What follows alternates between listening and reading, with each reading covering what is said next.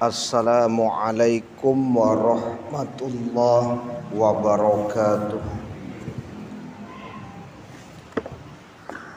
Hamdan wa syukran lillah, salatan wa salaman ala rasulillah.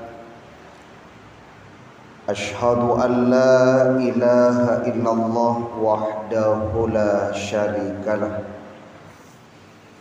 wa ashhadu anna Muhammadan abduhu wa rasuluh la nabiyya ba'da. Allahumma salli wa sallim ala nabiyyina Muhammad wa ala alihi wa ashabihi ajma'in wa man tabi'ahum bi ihsanin ila yaumiddin.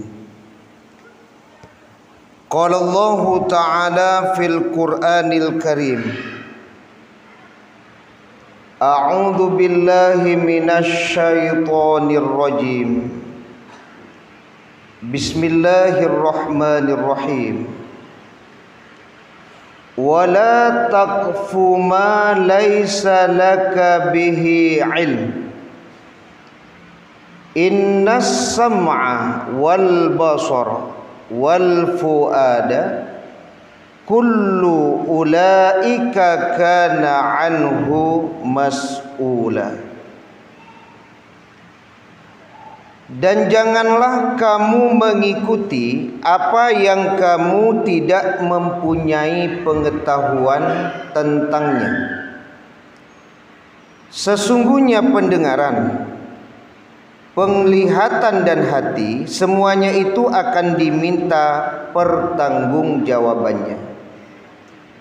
Surat Al-Isra, surat ke-17 ayat 36. Bapak, Ibu, jamaah zuhur yang dirahmati Allah, alhamdulillah, puji syukur kehadirat Allah Subhanahu wa ta'ala atas limpahan taufik dan hidayah Allah. Kita baru saja mendirikan, kita hadir di masjid yang kita cintai ini dalam rangka mendirikan sholat zuhur berjamaah. Kemudian selawat dan salam kepada Nabi kita Muhammad sallallahu alaihi wasallam, keluarga beliau, sahabat beliau, pengikut-pengikut beliau yang mengikuti beliau dengan ihsan sampai hari kemudian. Semoga kelak di hari kiamat kita mendapatkan syafaat dari Rasulullah sallallahu alaihi wasallam. Amin ya rabbal alamin. Bapak Ibu jamaah yang dirahmati Allah, surat Al-Isra ayat 36 banyak dibahas oleh para mubalik dan asatidz. Ada pelajaran yang akan kita bahas pada ceramah zuhur siang hari ini. Yang pertama, kaitannya dengan perkataan, perbuatan, dan juga ketetapan. Ketetapan itu berarti kan sesuatu yang ada di dalam hati, yang dibatasi sebagaimana yang Allah firmankan, wala taqfu ma laisa laka bihi ilm. Janganlah kamu mengikuti apa yang kamu tidak memiliki pemahaman terhadap persoalan tersebut. Jadi kalau berbicara tentang hati, hati itu kan berbicara tentang ketetapan, menetapkan sesuatu. Maka ketiadaan ilmu atau pengetahuan, kalau berbicara tentang hati atau menetapkan sesuatu, seseorang akan bisa terjebak pada yang namanya berburuk sangka. Kalau berbicara tentang amalan hati, dalam hal ini adalah menetapkan sesuatu. Ya. Jadi ketika ada orang tidak punya ilmu, tidak punya informasi ya yang cukup, tidak punya pengetahuan yang lengkap, ya, maka boleh jadi hati itu menetapkan sesuatu yang keliru, yang disebut dengan berburuk sangka. Ya. Karena berburuk sangka itu kan menilai orang tidak sebagaimana orang yang kita nilai itu, tapi berdasarkan penilaian kita sendiri. Maka itu dilarang Bapak Ibu. Ya, informasi tidak cukup, Pak. Pengetahuan tentang sesuatu itu tidak lengkap. Lalu kita berani saja menetapkan di hati kita bahwa ya kalau kita menilai seseorang, kita sudah berani mengatakan orang itu buruk. Ya, orang itu jahat. Ya. Padahal sekali lagi pemahaman terhadap itu tidak ada, informasinya tidak cukup. Maka harusnya Bapak Ibu belajar dari firman Allah ini. Kalau informasi tidak cukup, Bu, pengetahuan tidak lengkap, jangan dibawa ke buruk sangka, hilangkan aja. Sebab memang kita informasi tentang beliau itu tidak ada, Pak, tidak lengkap dia. Pengetahuan tentang beliau itu tidak cukup gitu. Tapi kenapa dibawa berburuk sangka? Padahal Allah kan sudah mengatakan wala taqfu ma laisa laka bihi ilm. Kalau memang seperti itu adanya Bapak Ibu, hilangkan buruk sangka itu. Informasinya tidak cukup, Pak. Ya, boleh jadi hari ini memang ada yang seperti itu. Gitu. Artinya menetapkan saja di hati berdasarkan informasi yang tidak cukup atau ilmu yang tidak ada. Ya. Dan ini juga berkaitan dengan perkataan. Ilmunya tidak ada, Pak. Informasi tidak cukup. Tapi kalau gaya mengecek, model orang sok tahu, Pak. Ya.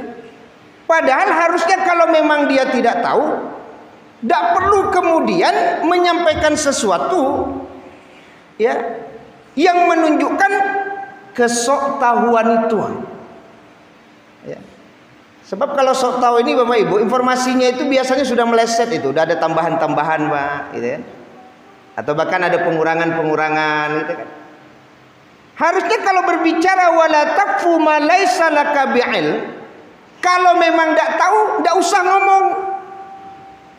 Karena dalam hadis Nabi, man kana yu'minu billahi wal yaumil akhir falyakul khairan aw liyasmut. Barang siapa yang beriman kepada Allah dan hari akhir, hendaklah berkata-kata baik, atau kalau tidak cukup diam saja gitu. Ya. Karena dia tidak memahami firman Allah ini. Ini udah tahu tapi pura-pura tahu atau sok tahu lagi. Itu bahaya itu, Pak. Karena kalau sok tahu ini nanti bahayanya apa Bapak Ibu? Ya, bisa jatuh nanti kepada fitnah nanti itu. Karena kalau sok tahu itu sudah menambah-nambah dari informasi yang ada itu. Ya, bisa jatuh kepada fitnah, Pak. Atau boleh jadi gara-gara orang yang sok tahu, kalau kita contohkan hari ini Bapak Ibu, ya, harusnya dia memilih si fulan, jadi tidak bisa memilih si fulan dia, Pak. Gara-gara informasi dari temannya ini yang tidak benar. Coba bayangkan, Pak. Ya. Gara-gara ada orang yang sok tahu kemudian menyampaikan sesuatu, Pak, boleh jadi orang yang seharusnya memilih si fulan tidak jadi memilih si fulan, karena dipengaruhi oleh orang yang sok tahu ini, Pak. Nah, itu yang tukang fitnah itu namanya tuh. Padahal tidak ada informasi. Informasi kok kadang dari kawan lo, Pak. Informasi kok kadang dibaca di sosial media. Cuma santi yang menggulai berita kok, Pak, gulai. Anan kawan mah yolo aja, iya tuh ya. Nah, kalau model itu ambo pindahan lah pilihan ambo, tidak cocok itu. Coba bayangkan tuh. Ya. Coba bayangkan itu. Ya. Makanya ada orang bilang kalau membunuh, Pak, satu orang mati paling cuma. Tapi kalau memfitnah, Pak, bisa banyak orang mati itu. Kenapa? Karena tidak mampu dia menahan itu. Batasan itu tidak paham dia. Wala taqfu ma laisa laka bi'ilm. Kita ingat sebuah riwayat Bapak Ibu. Kan ada sahabat yang waktu itu dalam perjalanan, Pak. Kemudian terkena kepalanya oleh batu luka. Jadi cukup besar luka di kepalanya itu. Ya. Kemudian malamnya dia bermimpi. Mimpinya mimpi basah. Kalau mimpi basah tuh mandi, Pak. Ya kan? Mandi. Maka dia tanya kepada sahabat-sahabat yang lain, bagaimana aku mandi sementara kepalaku itu luka? Rupanya di dalam itu ada orang sok tahu. Dia kalau bisa pakai air, jangan tayamum, harus pakai air. Itu loh jawabnya, Pak. Mayunya pakai air di kawan yang luka, Pak. Setelah itu mati dia, Pak. Mati dia, Pak. Itu gara-gara siapa? Gara-gara orang yang sok tahu tadi. Ilmu tidak ada, informasi tidak cukup, Pak. Ya. Dia sampaikan ke temannya, mandi temannya itu, mati temannya. Apa kata Nabi? Dia sudah membunuh orang itu. Jadi bahasanya membunuh, Pak. Jadi Bapak Ibu jamaah yang dirahmati Allah Subhanahu wa taala, ya. Informasi yang kurang, ilmu pengetahuan yang tidak cukup, tapi terkadang disikapi oleh seseorang dengan bahasa sok tahu namanya itu, Pak. Itu banyak orang-orang nak sok tahu gini kok, Pak. Ya kok ditanya warna beko, nyo. Dak lo tahu jawabannya kan. Kecek kawan ke kecek kawan tadi saja kan itu. Ya. Jadi berarti tidak mengamalkan. Jadi Bapak Ibu, kalau informasi tidak cukup, ilmu tidak ada, jangan sok tahu, Bu. Diam saja. Ya. Nah, kemudian yang ketiga, Bapak Ibu jamaah dirahmati Allah, ayat ini juga berbicara, ya, atau tertuju kepada orang-orang yang ada bahasanya nekat. Kalau nekat itu Bapak Ibu kan tidak berpikir terhadap akibat, Pak. Nekat ya. Ya. Wala taqfu ma laisa laka bi'ilm. Ya, dan janganlah engkau mengikuti apa yang kamu tidak ada pengetahuan terhadap persoalan itu. Maka ada bahasa itu nekat. Ya, harusnya kan orang Bapak Ibu fakir qabla anta zima. Dia berpikir terlebih dahulu sebelum melakukan perbuatan. Ya. Kalau enggak nanti bahasanya apa namanya? Nekat namanya, Pak. Ya. Dia tidak punya kemampuan untuk itu, Pak. Tidak punya pengetahuan tapi dia melakukan juga gitu. Ya kalau ibaratnya orang tidak pandai menjinakkan ular, Pak. Kan ada orang yang pandai menjinak ular. Dipaksakan dirinya untuk menjinakkan ular, Pak. Pemahamannya tidak ada gitu. Maka bisa-bisa dia yang disengat oleh ular tersebut. Ya. Jadi ada orang-orang Bapak Ibu jamaah yang dirahmati Allah, bahasanya itu apa? Nekat, Pak. Nekat. Tidak punya pengetahuan tapi keras hatinya itu. Ya kalau diibaratkan mencalonkan diri, ada juga orang-orang yang terkadang tidak punya kemampuan tapi keberanian untuk mencalonkan diri itu ada, Pak. Atau nekat namanya itu. Ya, kemampuan tidak ada, Pak. Maju loh, ya. Itu bahasanya nekat gitu. Jadi jamaah yang rahmat Allah Subhanahu wa taala, wala taqfu ma laisa laka bi'ilm. Yang ketiga itu, ya kalau memang kita tidak punya pemahaman, tidak punya ilmu, ya Pak, jangan kemudian karena kerasnya hati tetap saja kita kemudian mengatakan sesuatu, melakukan sesuatu. Ya, sekali lagi bahasanya itu adalah nekat, dan itu justru membahayakan bagi diri kita sendiri. Jadi intinya adalah keberadaan ilmu atau informasi. Maka ini hukumnya wajib. Maka wajib hukumnya, Pak. Jadi kalau umpamanya ada orang yang memilih tadi Bapak Ibu dengan bahasa sembarang pilih saya. Bako bisa sembarang pilih saya. Ambo tidak tahu, bako tidak mencari tahu. Kan wala taqfu ma laisa laka bi'ilm. Sesungguhnya yang namanya pendengaran wal basar, penglihatan hati itu pasti akan dipertanggungjawabkan. Jadi kalau bahasa sosial tadi yang ditusuk, Bu, sembarang salah aja. Ambo dak lo jaleh. Pertanyaan di sini, kenapa ibu berani mencoblos sementara ibu sendiri tidak tahu yang akan dicoblos? Kenapa kita berani memilih sementara kita sendiri tidak tahu, Pak, yang akan dipilih? Padahal kita punya kesempatan untuk mengetahui siapa yang akan kita pilih. Kita punya kesempatan untuk mencari informasi siapa yang akan kita pilih. Karena tidak memilih, maka kata ulama itu bisa bahasanya nekat, Pak. Untung kalau tatusuk yang lain muslim. Kok ada non muslim, Pak? Ini untung muslim semuanya nih, Pak. Kalau sempat nanti ada non muslim, saya buat tusuk tadi, tak tantu aja. Pokoknya berlubang lah tuh mah. Bisa model itu bu. Itu yang bahasa nekat. Hari ini banyak orang nekat pak. Hanya peduli, pokoknya tusuk. Bahkan gara-gara mungkin ada pemberian tertentu kepadanya pak, maka nekat ini juga terjadi. Ya, ambo dak jalain lah dape ale kan itu. Maka akhirnya sembarang tusuk saja dia, sembarang pilih saja dia. Maka ini juga bisa masuk dalam kategori orang-orang yang nekat.